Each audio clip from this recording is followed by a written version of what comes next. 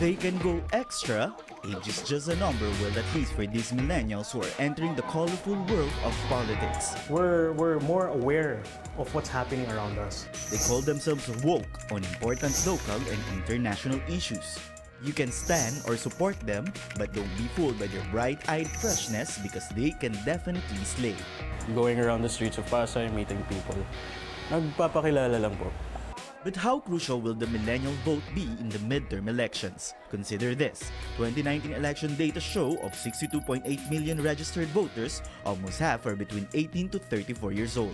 Millennial candidates would have a fighting chance in the sense that of course, they look youthful. They relate to at least 1/3 of our voting population.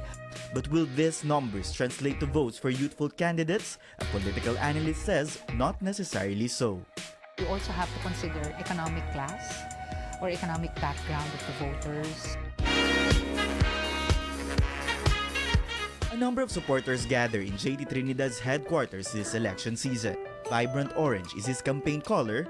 He says it symbolizes hope and appeals to young voters. At 28, Trinidad is taking up law and is bent on bringing back the brand of leadership of his father, former Mayor P.V. Trinidad in Pasay. The number one reason that pushed me to run is, of course, to help the people. And we don't want to settle for adequate, yung tama lang.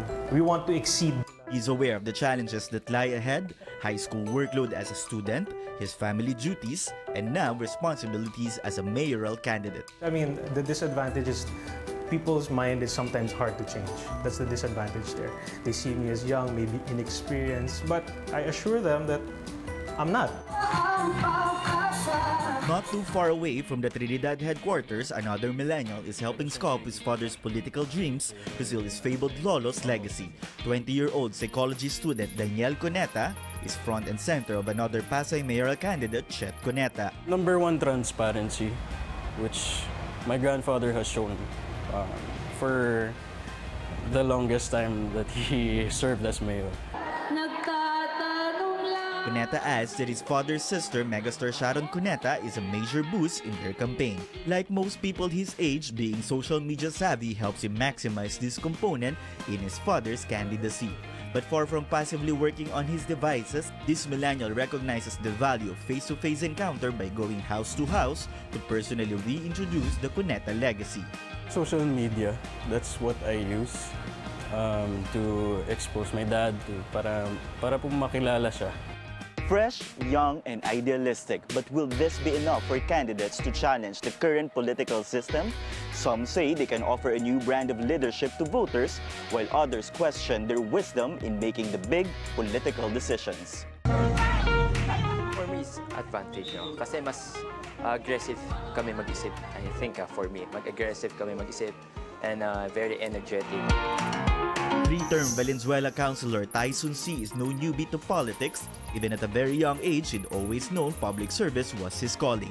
He's also a full-time car racer and the founder of the Tyson C. Foundation. Everyone naman, no, kung it started sa zero talaga, in any aspects naman.